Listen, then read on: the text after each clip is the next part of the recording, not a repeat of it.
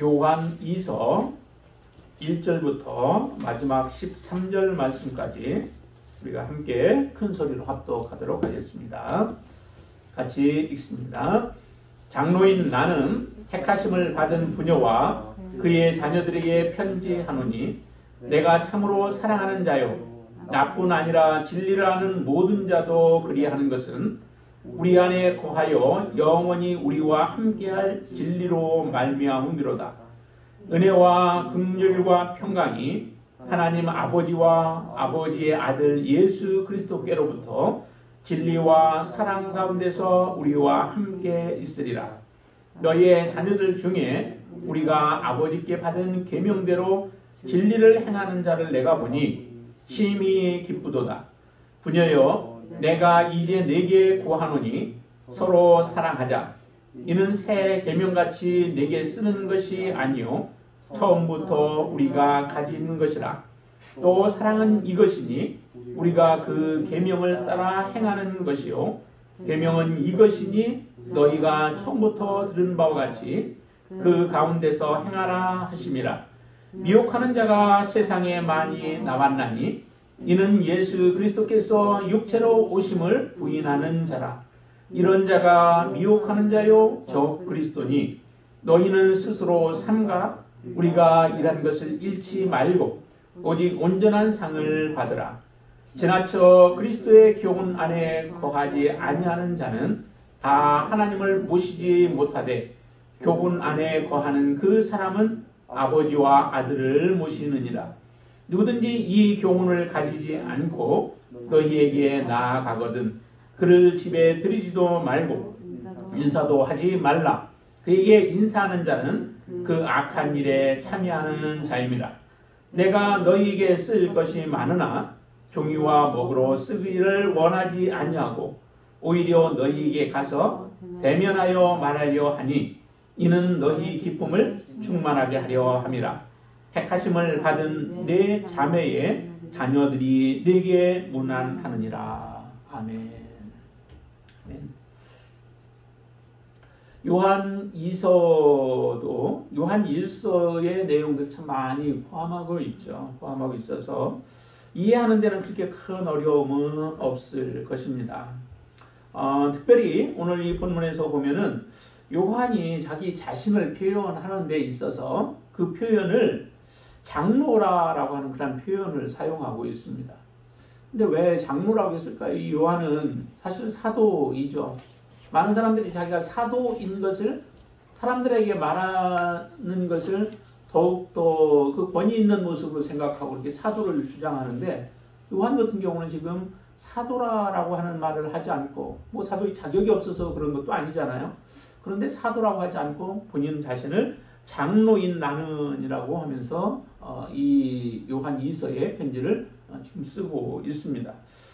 그 장로라고 하는 말은 사실 이 장로라는 용어가 이 나이가 좀 많이 들어서 들은 분들이 사용하는 보통 그 단어이기도 하죠.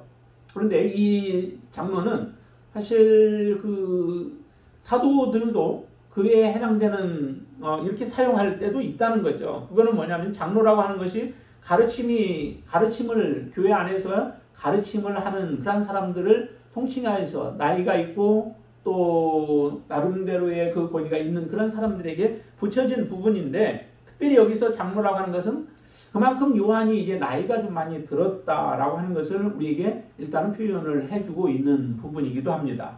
나이가 들어서 지긋한 나이를 가지고 있기에 사도라고 자기 자신을 주장하기보다는 나이든 어른으로서 또 젊은 사람들 믿음을 살아가고 있는 그 사람들에게 이 말씀을 통하여서 좀 더 다정한 모습으로 또 가까운 그의 마음을 전할 수 있는 그런 표현이기도 하죠. 그리고 이 장로라고 하는 표현을 통해서 이제 남은 날들이 그렇게 많은 날들이 있지 않다라고 하는 것도 우리에게 조금 보여주는 부분인 것 같아요. 그래서 유언과 같은 표현으로 지금 자기의 그 장로의 모습을 표현하고 있지 않나 우리가 그렇게 볼 수도 있습니다. 왜냐하면 나이가 들어서 이제 내가 살 날이 얼마 남지 않은 그 입장에서 사랑하는 그 에베소 교회 특별히 부녀들 그리고 그의 자녀들에게 향하여서 자기의 간절한 마음을 이렇게 표현하는 거죠. 그러니까 사도 요한이 얼마나 이 에베소 교회의 그 부녀들과 자녀들 아니면 그 교인들을 사랑하는 마음이 있는가라고 하는 것을 이 내용을 통해서 우리가 좀 볼 수 있겠죠. 다시 말하면 그것이 요한의 마음이 하나님의 마음이기도 하다라고 하는 겁니다. 하나님께서 이 에베소 교회 또 아니면 지금으로 봐서는 모든 교회들이 하나님 앞에서 어떠한 모습으로 살아가기를 원하는가라고 하는 것도 이 요한 사도를 통하여서 오늘 주시는 이 요한 2서의 말씀을 통해 우리가 알 수 있게 된다는 거죠. 그런 것처럼 몇 가지 여러 가지를 많이 표현을 하고 있습니다. 다정다감한 모습으로 그들에게 권면함으로 그 말씀이 더 효과 있게 그리고 더 따뜻하게 그리고 자기들을 사랑하는 모습으로 들려지는 그런 표현이기도 한 거죠. 그러면서 특별히 나는 택하심을 받은 부녀와 그의 자녀들에게 편지한다라고 얘기를 해요. 택하심을 받은 자가 누구를 얘기할까요? 그냥 우리가 쉽게 얘기한다면은 구원받은 자들이라고 이렇게 표현을 할 수 있겠죠. 근데 특별히 오늘 이 요한 2서에서 택하심을 받은 자라고 하는 것은 정말 그 진리 안에서 행하고 있는 자, 진리 안에서 믿음으로 계명을 따라서 행하고 있는 그 사람들이 진정한 택하심을 받은 자이지 내가 택함 받았다, 내가 구원받았다라고 그렇게 주장한다고 해서 그 사람들이 지금 여기에 택함 받은 자라고 요한이 사용하고 있지 않다라고 하는 겁니다. 분명히 우리가 믿음 생활하는 우리들의 입장에서도 하나님이 보시는 구원받은 자가 누구인가라고 할 때에 그는 하나님의 계명을 가지고 믿음으로 그 계명을 온전히 행하며 살아가는 사람이 바로 하나님이 보시는 구원받은 자요 택함 받은 자이지 우리의 정만 교회에다 두고 있다고 그것이 구원받은 자가 아니다라고 하는 것을 우리가 다시 보셔야만 합니다. 왜냐하면 거의 13절에서도 그렇게 얘기하잖아요. 택하심을 받은 내 자매의 자녀들이 내게 무난한다라고 이렇게 표현을 해요. 왜 그 계속 택함 받은 자라고 하는 표현들을 그렇게 사용했겠어요? 그 표현은 곧 이 사도 요한이 기뻐하는 사람들이 있었습니다. 그 기뻐하는 자들이 누가 기뻐하는 자예요? 여기 보니까 특별하게 이제 부녀와 그 자녀들에게 이것을 쓰는데 그들을 사랑한다라고 표현을 하고 그리고 4절을 한번 보세요. 4절을 보면 이렇게 표현합니다. 너의 자녀들 중에 우리가 아버지께 받은 계명대로 진리를 행하는 자를 내가 보니 뭐라고 그래? 심히 기쁘도다라고 얘기를 하죠. 정말 사도 요한을 기쁘게 할 사람들이 누구냐? 그 사람들은 곧 계명을 따라서 그 진리를 행하는 사람들, 그 사람들이 사도 요한을 기쁘게 하고 그 사람들이 곧 하나님을 기쁘시게 하는 자들이죠. 이렇게 하나님 앞에 믿음으로 살아가는 자, 그 사람들이 진정으로 택하심을 받은 자들이라고 합니다. 그래서 그 사람들, 택하심을 받은 자들에게 이 편지를 써서 너희로 하여금 이 세대 가운데서 어떻게 살아가는 것이 온전한 믿음으로 살아가는 것이고 진리 안에서 행하며 살아가는 삶인가라고 하는 것을 잘 지금 말씀을 해주고 있습니다. 그럼 진리라고 하는 것은 과연 무엇을 요한 2서에서는 우리에게 말씀하고 진리가 여러 번 등장을 하죠. 1절에도 2절에도 3절에도 4절에도 해서 계속 진리가 많이 등장을 해요. 근데 진리 하면 우리가 그냥 일반적으로는 예수 그리스도 뭐 이렇게 얘기를 하잖아요. 그러나 구체적으로 오늘 요한 2서에서 진리라고 한다면은 그 진리가 과연 무엇을 얘기하는 것인가? 여기서는 무엇을 얘기하는 것 같아요? 그 진리라고 하는 것은 다름이 아니라 7절 말씀에서 이렇게 얘기합니다. 7절 한번 같이 읽어볼까요? 미혹하는 자가 세상에 많이 나왔나니 이는 예수 그리스도께서 육체로 오심을 부인하는 자라. 이런 자가 미혹하는 자요 저 그리스도니라고 이렇게 얘기합니다. 여기서 보면은 진리라고 하는 것은 여기 예수 그리스도 자체가 진리이지만은 그러나 예수님만을 그냥 얘기하는 것보다는 분명하게 여기 표현하고 있는데 예수 그리스도께서 누구라고 얘기하냐면 예수 그리스도께서 육체로 오심을 부인하는 자들이 저 그리스도다라고 얘기를 해요. 다시 말하면 예수 그리스도를 대적하는 자들이 저 그리스도인데 무엇을 대적하느냐? 예수 그리스도께서 육체로 이 땅에 오신 것을 부인한다는 거죠. 별거 아닌 것 같아요. 그냥 예수를 부인하는 것과 예수가 육체로 오신 것을 부인하는 것 별 차이가 없는 것 같이 보여지지만은 그러나 정말로 예수 그리스도를 우리가 인정하려면 그분이 진리로 오신, 이 땅에 오셨는데 육체를 입고 이 땅에 오신 분이시다라고 하는 것에 대해서 우리는 반드시 기억해야 된다는 거죠.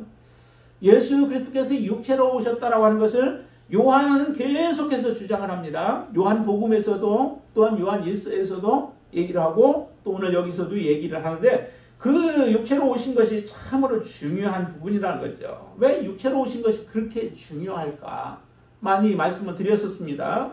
그러나 그 중에서 오늘 여기서 본다면은 예수 그리스도께서 육체로 오셨다라고 하는 것, 사람의 몸을 입은 거잖아요. 하나님이신데 하나님이 인간의 몸을 입고 오신 것은 정말 겸손에 아주 극에 달하는 거예요. 겸손한 부분에 있어서 이보다 더 겸손할 수 없는 거죠. 하나님이 우리 인간 피조물과 같이 되어졌다라고 하는 것은 예수님의 그 겸손을 정말 극대적으로 표현을 한 부분입니다. 그래서 예수님의 겸손을 우리가 볼 수 있고요. 그러나 그냥 육체로 오신 것뿐만 아니라 육체로 오셔서 하셨던 예수님의 그 삶의 모습을 보면은 그분은 완전히 죽기까지 복종을 하셨던 거죠. 빌립보서에서 우리가 잘 볼 수 있죠. 예수님이 이 땅에 오셔서 육체를 입고 오셨고 그리고 하나님 앞에서 복종하는데 죽기까지 복종을 하시는 거예요. 십자가에 죽기까지 복종하셨던 예수님의 그 모습을 그대로 이 육체로 오셨다라고 하는 것 안에 포함되어 있는 겁니다. 그러니까 하나님으로서 그 신성을 가지고 십자가를 지신 것이 아니라 예수 그리스도는 우리와 똑같은 육체를 가지고 우리가 감당해야 할 모든 고통, 심적인 아픔들, 또 고뇌 모든 것들을 다 짊어지시면서 십자가의 길을 걸어가신 분이 바로 예수 그리스도이시다라고 하는 거죠.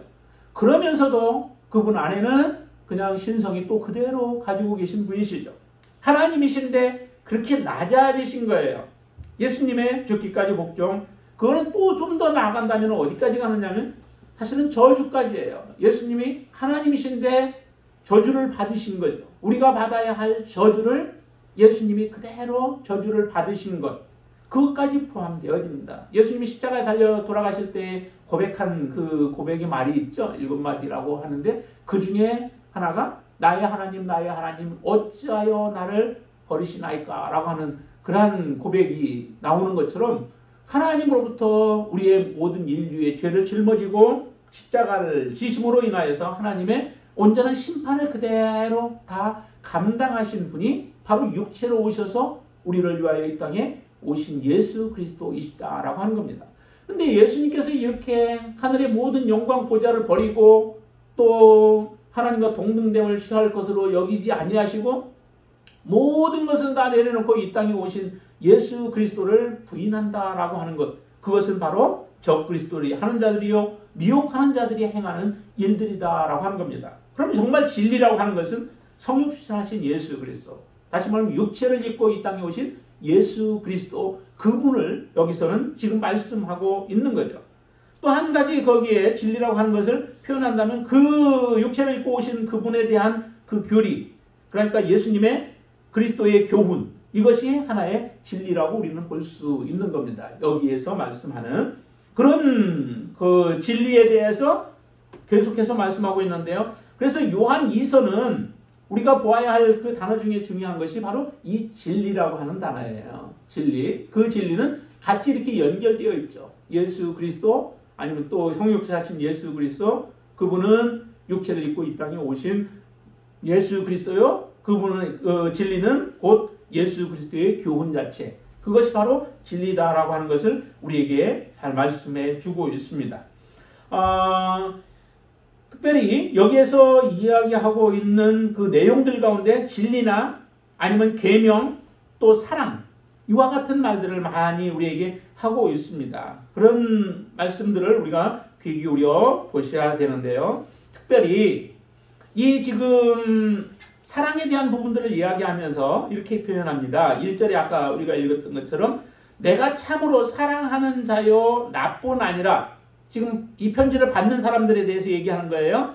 내가 참으로 그 사람들은 사랑하는 자들이다 라고 하는 표현을 하고, 그런데 그 사랑, 이 부녀와 그의 자녀들을 또 누가 관심을 갖고 있냐면은 나뿐 아니라 진리를 하는 모든 자도 그리한다라고 얘기를 하죠. 그러니까 사도 요한만 지금 이런 관심을 갖고 부녀들과 자녀들에게 관심 있는 게 아니에요. 그들을 사랑하는 게 아닙니다. 사랑은 또 누가 하느냐면 정말 진리를 아는 모든 자들이 그들을 사랑한다라고 표현을 하고 있죠. 그러니까 진리를 알면 사랑하지 않을 수 없다는 겁니다. 진리를 알지 못하면 사랑할 수도 없다는 거예요. 겉껍데기로는 사랑하는 것처럼 보일지 몰라도 진리를 진정으로 우리가 알지 못하고 사랑을 우리가 경험하지 못했다면은 그러면 다른 사람 사랑할 수 없다는 겁니다. 하나님의 사랑이 우리에게 부어주지 않냐면은 우리가 사랑할 수 없듯이 하나님의 진리를 우리가 제대로 알지 못하면 다른 사람을 사랑할 수도 없다는 것이죠. 여러분들은 정말로 진리를 여러분들이 아시나요? 진리를 여러분들이 정말 사랑하시나요? 그렇다면은 우리도 이런 사랑을 가지고 다른 사람을 사랑할 수 있게 되어질 것입니다. 비록 떨어져 있을지라도 그 사랑은 지속되어질 것이고 그 사랑의 깊이는 더해질 것입니다. 그런 진리라는 모든 자들이 함께 이처럼 그들에게 사랑을 표현하면서 함께 이 요한 2서를 그들에게 이제 표현하고 있는데 그 2절에 보시면 이렇게 얘기합니다. 우리 안에 거하여 영원히 우리와 함께할 진리로 말미암습니다. 우리 안에 거하여 영원히 우리와 함께할 그 진리가 있기 때문에 사랑하지 않을 수 없다라고 하는 것을 그 이유를 표현하고 있는 거죠. 우리 안에 진정으로 이 진리가 있다면은 우리도 모든 하나님 안에서의 사랑하는 지체들을 사랑할 수 있게 되어지죠. 이게 한 몸의 그 원리예요. 예수 그리스도와 우리가 한 몸이 되어진 것과 같은 거죠. 내가 예수 그리스도 안에 거하고 예수님이 내 안에 거하면 나는 예수님과 한 몸이 되어질 뿐만 아니라 또한 모든 믿음의 고백을 통하여서 예수 그리스도 앞에 이 고백을 드리는 모든 사람들이 사실은 우리에게 한 지체가 되어지고 한 몸이 되어진다는 겁니다. 여러분들이 예수 그리스도 안에 한 몸이 되어졌으면 우리는 반드시 이런 진정한 사랑을 행하면서 살아가게 되어지고 그들이 온전한 믿음 안에 살아갈 수 있도록 서로 사랑하며 살아갈 수 있도록 우리는 그 역할을 감당하게 되어집니다. 3절에서도 이렇게 표현하죠. 은혜와 긍휼과 평강이 하나님 아버지와 또 아버지의 아들 예수 그리스도께로부터 진리와 사랑 가운데서 우리와 함께 있으리라 라고 얘기합니다. 다시 말하면 은혜와 긍휼과 평강이 우리와 함께 있으리라 라고 하는 그런 축복의 말을 하는 거예요. 근데 그 축복이 바로 하나님과 아들 예수 그리스도 안에 있는 진리와 사랑 안에서 이와 같은 축복이 임하게 되어질 것이죠. 우리가 누구 안에서 이런 축복을 누리느냐가 굉장히 중요한 거죠. 진리 안에서 누려야 하고 사랑 안에서 누려야 되는 겁니다. 진리 안에서와 사랑 안에서만 사실은 이런 진정한 은혜와 긍휼과 우리 마음의 평강이 임하게 되어집니다. 무엇으로도 흐트러 놓을 수 없고 무엇으로도 빼앗아갈 수 없는 이런 은혜와 긍휼을 하나님이 주시고 우리의 마음에 진정한 평강이 우리 안에 있다면 우리는 지금 진리와 사랑 가운데서 함께 하나님과 교제를 나누며 진정한 코이노니아의 삶을 살아가는 자인 줄로 믿습니다. 그러면 이제 우리는 정말로 진리 안에서 행해야 한다라고 우리가 말하는데 진리 안에서 행하는 삶이라고 이렇게 말씀을 드렸는데 진리 안에서 행하는 삶을 살기 위해서는 요한 2서에서 두 가지를 우리에게 말씀합니다. 그 두 가지가 뭐냐면 첫 번째 하나는 정말 우리가 사랑해야 할 대상이 누구인가라고 하는 것을 우리가 바로 알아야 되죠. 사랑해야 할 대상을 한 가지는 말하고 있고 또 한 가지는 정말 우리가 진리 안에서 행하기 위해서 또 한 가지 필요한 것이 뭐냐면은 우리가 사랑하지 말아야 할 것을 바로 우리가 알아야 하는 거예요. 이 두 가지를 분명하게 말씀해 주고 있습니다. 첫 번째 우리가 사랑해야 할 대상이 누구인가? 온전한 사귐을 위해서 우리가 사랑해야 할 대상은 누구냐면은 온전한 사귐을 위해서 진리 안에 거하는 자를 사랑하라 라고 하는 거예요. 진리 안에 거하고 있는 자를 사랑하라라고 하는 이 메시지가 우리에겐 중요합니다. 우리는 이것을 혼돈해서는 안 되죠. 세상에 살아가면서 우리가 사랑해야 할 것을 사랑하지 못하고 사랑하지 말아야 할 것을 사랑함으로 우리의 인생을 허비하는 경우들이 참 많습니다. 요한 장로는 우리에게 분명하게 말하기를 우리가 사랑해야 할 대상을 말씀해 주는데요. 그 대상이 누구인가요? 대상은 진리 안에서 행하는 자라고 하는 겁니다. 우리가 교제를 나누어도 진리 안에서 행하는 자와 교제를 나눌 때에 우리의 삶은 더 깊어질 수 있고 하나님 앞에 온전한 모습으로 우리의 삶을 드릴 수 있죠. 그러나 진리 안에 행하지 아니하고 진리 밖에 있는 자들, 진리 밖에서 세상을 사랑하며 살아가는 자들과 우리가 함께 하게 되어진다면 그것은 결국 우리의 믿음이 퇴색되어져 버리고 세상의 것들을 사랑하는 마음을 갖게 되어질 겁니다. 왜 우리가 이처럼 진리 안에 행하는 자들, 진리 안에 거하는 자들을 우리가 사랑해야 할까요? 그것은 바로 하나님의 계명을 따라 행해야 하기 때문에 그렇습니다. 진리 안에 거하는 자들은 또 진리 안에 행하는 자들은 하나님의 계명을 따라서 그들은 행하고 있는 사람들이죠. 이 계명은 하나님께로부터 받았습니다. 4절에 그렇게 말씀하고 있죠. 너희의 자녀들 중에 우리가 아버지께 받은 계명대로라고 얘기를 해요. 아버지께로 받은 계명대로 행하고 있는 그 사람들이 진리 안에 행하고 있는 사람들이죠. 하나님께로부터 받았는데 하나님으로부터 받은 계명을 우리가 멸시하고 무시하게 되어진다면 결국 그 사람은 사망으로 달려갈 수밖에 없습니다. 구약이나 신약이나 하나님이 주신 그 계명과 우리의 삶은 밀접한 관계가 있습니다. 하나님이 주신 계명을 우리가 버리고 잃어버리게 되어진다면 그의 삶의 마지막은 결국 하나님의 심판밖에 없습니다. 우리가 아담을 잘 많이 보았잖아요. 아담이 하나님 에덴 동산에서 쫓겨나게 되어지는 이유가 어디에 있습니까? 하나님께서 동산 중앙에 있는 나무의 실과를 먹지 말라고 한 그 하나의 실과를 하나님의 말씀을 무시하고 그에게 들려오는 사단의 목소리를 쫓아서 살다가 결과적으로 하나님 앞에 그 명령을 거부하게 되고 불복종하게 되어진 거죠. 하나님의 명령을 거역한 거예요. 이것이 바로 아담이 에덴 동산에서 쫓겨나게 되어진 결과 아니겠습니까? 하나님이 주신 명령을 거부하고 하나님이 주신 명령을 따르지 아니하는 것은 곧 그의 삶의 멸망으로 시닫게 되어집니다. 창세기 6장에서 보면은 그 하나님의 사람들이 육체가 되어지는 그런 내용을 이야기를 합니다. 그들은 다 멸망케 되어지죠. 멸망케 되어지는 이유가 바로 육체가 되어지는데 그 육체가 되어지는 것이 곧 하나님의 명령대로 하나님의 말씀대로 하나님의 뜻대로 행하지 아니하고 자기들이 보기에 좋은 대로 행했던 삶의 모습들이 바로 그렇게 되어지는 겁니다. 그렇기 때문에 하나님이 주신 아버지께로부터 받은 계명은 우리가 분명하게 붙잡고 마지막까지 지켜야 할 부분이에요. 거기에 4절에서 계명대로 진리를 행하는 자라고 이렇게 표현했는데요. 그 행하다라고 하는 단어가 현재 분사로 사용되어지는 단어예요. 그렇기 때문에 세상의 유혹을 우리가 뿌리쳐버리고 복음의 진리 안에서 우리가 일관되게 살아가는 것은 한순간 한 번의 결단으로 되어지는 것이 아니라는 겁니다. 그것은 지속적으로 그렇게 살아가야 하는 삶이에요. 예수 그리스도를 안 이후로 예수 그리스도 앞에 나는 하나님의 자녀요 또 예수 그리스도를 나의 주로 구세주로 영접하고 살아가기로 한 그때부터 계속해서 이와 같은 삶을 계명을 따라서 진리로 행하는 삶을 살아가라고 지금 그 요한 사도는 말씀하고 있는 거죠. 그렇게 살아가는 자들이 바로 진리 안에 거하는 자들이라고 말씀을 하는 겁니다. 지속적인 삶을 우리가 보여주는 그 삶을 하나님이 요구하시고 그렇게 살아가는 사람들을 보실 때에 심히 기뻐하는 대상이 되어지죠.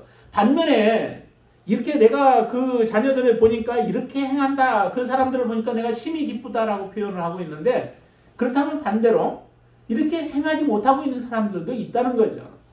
그 안에서 교회 안에 하나님의 말씀 계명을 무시하며 진리 가운데 행하지 않고 살아가는 사람들도 있다라고 하는 것을 우리에게 이야기를 합니다. 그 사람들이 바르게 다시 하나님 앞에 온전하게 서기를 원하시는 거죠. 다시 주님을 알게 되어진다면, 다시 돌이킨다면 그때부터는 더 이상 이제 세상을 향하여 나아가지 않냐고 유혹받지 않고 오직 진리 안에 일관된 삶을 살아가는 그 삶을 살아가기를 지금 권면하고 있는 것입니다. 하나님께로부터 온 것은 우리는 그대로 지켜 행하는 자가 되어야 될 줄로 믿습니다. 여러분들이 이제 예수 그리스도를 안 이후로 우리의 삶이 더 이상 세상의 것과 타협하지 않냐고 오직 하나님 안에서 여러분들이 굳건함으로 설 수 있게 되기를 바랍니다. 그리고 또 하나는 변함없이 동일하게 우리가 행해야 한다라고 하는 거예요. 진리 안에 거하는 자를 사랑하라라고 이렇게 얘기했는데요. 변함없이 처음부터 들은 것이다 라고 이렇게 표현을 하죠.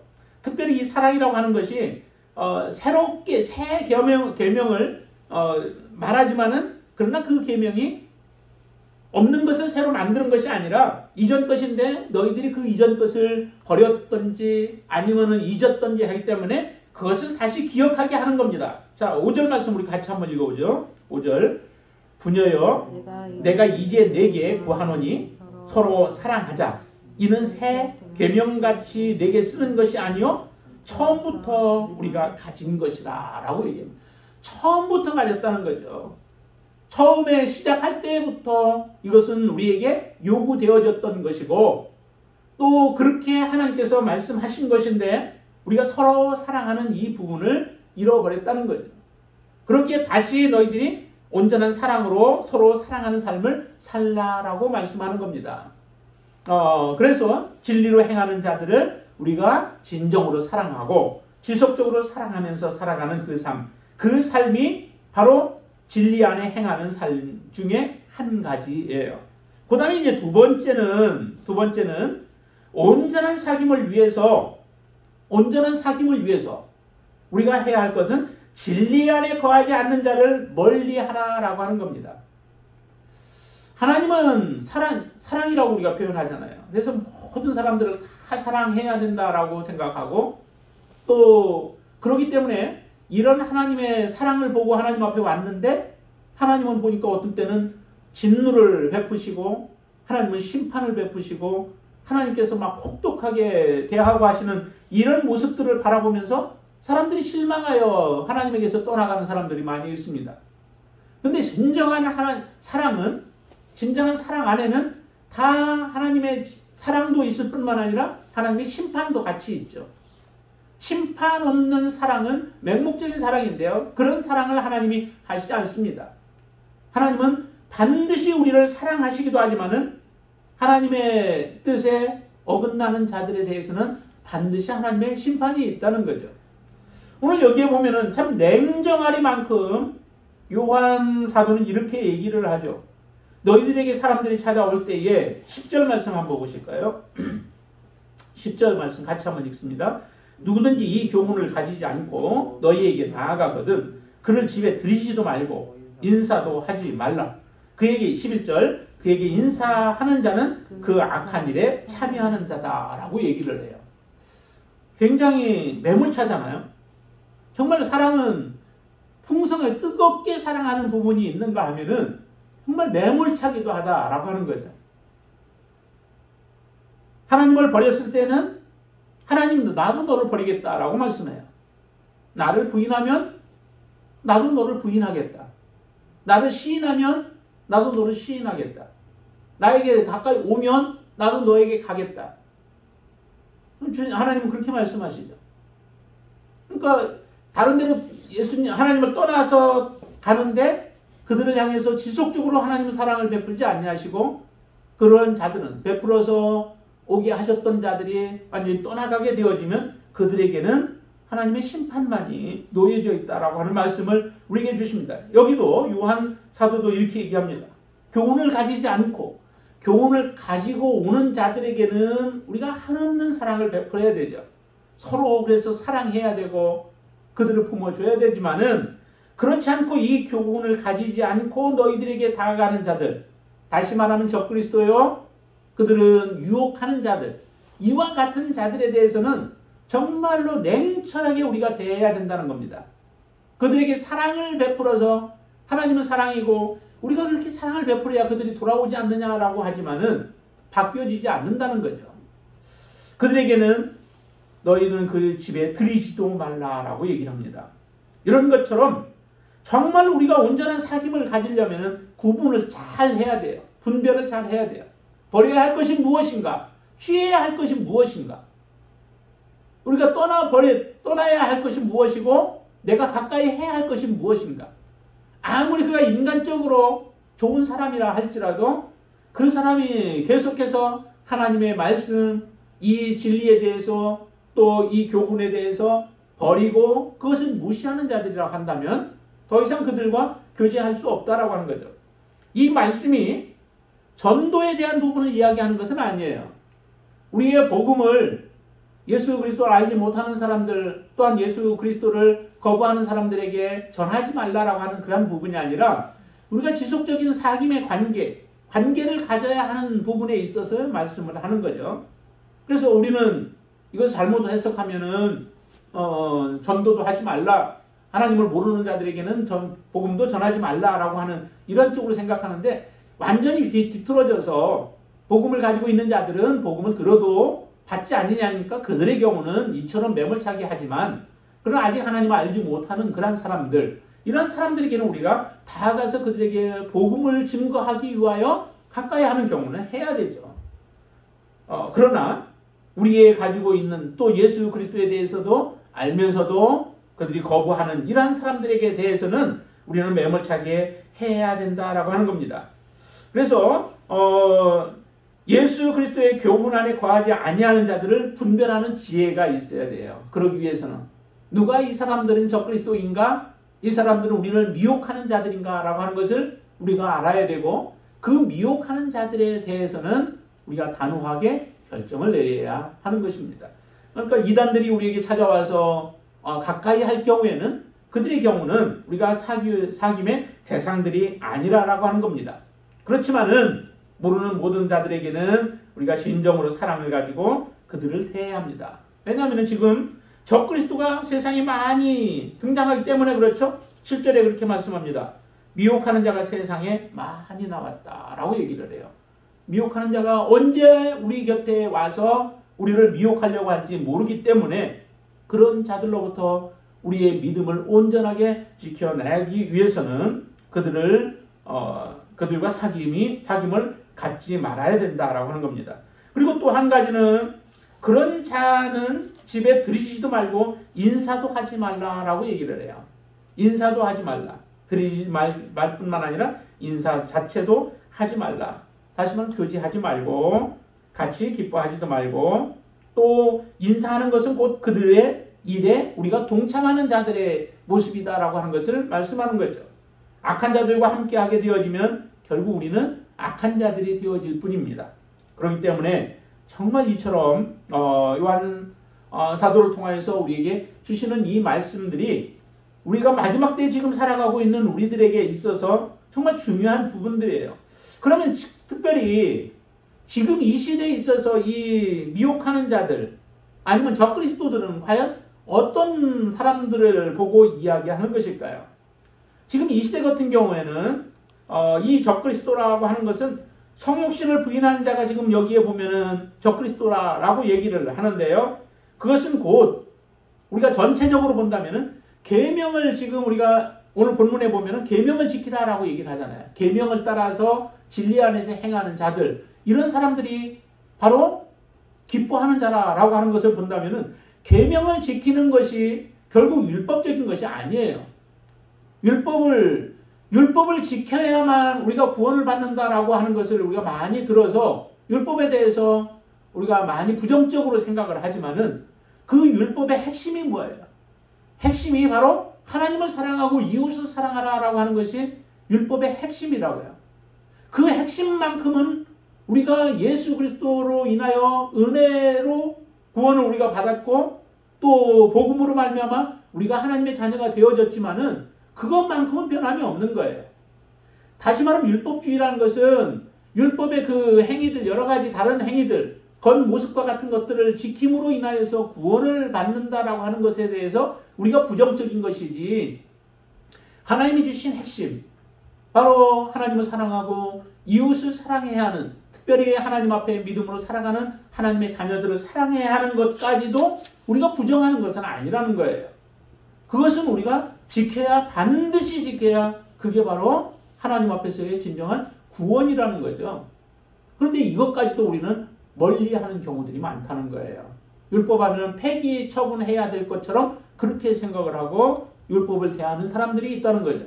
그러나 율법 안에서도 우리에게 하나님의 은혜로 주님께 나아가고 주님의 말씀을 더 확고히 받아들이게 만드는 말씀들이 얼마나 많아요. 그런 말씀들조차도 이제 다 버리려고 하는 이런 사람들이 있는데, 그 사람들, 다시 말하면 계명에 대해서 너무 알레르기 반응을 일으키는 사람들, 그래서 계명은 버려야 한다, 오직 은혜로만 우리가 구원을 받는다라고 생각하는 사람들, 그런 가르침을 가지고 우리에게 나와서 우리의 믿음을 혼란스럽게 만드는 이런 사람들의 가르침을 우리는 미혹하는 자, 때로는 적그리스도로 우리는 봐야 된다라고 하는 것입니다. 그렇기 때문에 우리는 이 말씀처럼 아까 4절에서 본 것처럼 계명대로 진리를 행하는 자들, 그들은 참으로 하나님이 기뻐하시는 자요, 우리가 바로 그런 자이어야 된다는 거죠. 계명을 따라서 진정으로 진리 안에서 믿음의 삶을 살아가는 자, 그런 사람들이 저와 여러분들이 되어질 수 있게 되기를 바랍니다. 그리고 지금 이 땅에 우리를 미혹하는 자들의 그 많은 미혹들, 그것을 잘 분별하여서 그들과는 더 이상 사귀지 아니하고 오직 하나님과 온전한 사귐 안에서 믿음으로 살아가는 가운데 하나님을 기쁘시게 하는 자로 주님 앞에 설 수 있게 되기를 바랍니다. 다시 한번 여러분들한테 묻습니다. 여러분 안에는 정말 진리가 있습니까? 여러분들은 예수 그리스도의 교훈으로 여러분들 안에 가득 차 있습니까? 그러면 예수 그리스도 안에 진정으로 우리가 진리 안에 있다라고 하는 것은 우리가 예수 그리스도 안에 있다라고 하는 표현으로도 바꿀 수 있는데요. 여러분들은 진정 예수 그리스도 안에 있는 자들입니까? 하나님의 사랑을 받는 자요, 하나님의 기뻐하는 진정한 하나님의 자녀입니까? 오늘 이 말씀을 통하여 우리도 이 부녀와 그의 자녀들과 같은 진리 안에서 행하고 그로 인하여 하나님의 진정한 기쁨이 되어지는 귀한 하나님의 자녀로 온전히 설 수 있게 되어지기를 주님의 이름으로 축원을 드립니다. 기도하겠습니다. 할렐루야, 주님을 찬양합니다. 우리가 주님을 사랑한다 고백하고 지금까지 믿음으로 살아왔습니다. 우리의 믿음이 아버지 하나님 흔들리지 아니하도록 도와주시옵소서. 하나님 말씀 안에 온전히 거하게 하여 주시옵소서. 예수 그리스도 안에 거하게 하시고 진리 안에 거하게 하여 주시옵소서. 예수 그리스도가 이 땅에 육신을 입고 오셔서 나를 위하여 십자가에 모든 고통과 아픔들을 다 겪으시고 저주를 받으시고 다시 살아나신 예수 그리스도이심을 우리가 분명히 믿고 이제 그 예수 그리스도만을 붙잡고 믿음으로 살아가게 하여 주시옵소서. 우리의 믿음의 걸음이 끊어지지 않게 하시고 지속적으로 계속되어져서 늘 하나님을 기쁘시게 하고 늘 하나님의 뜻 안에 살아가는 믿음의 자녀로 살게 하여 주시옵소서. 우리 안에 진리가 있게 하시고 진리가 우리 안에 있게 하여 주시옵소서. 우리는 오직 진리 안에 서서 믿음으로 살아가는 하나님의 자녀들 되게 하여 주시옵소서. 예수님의 이름으로 간절히 기도드리옵나이다. 아멘.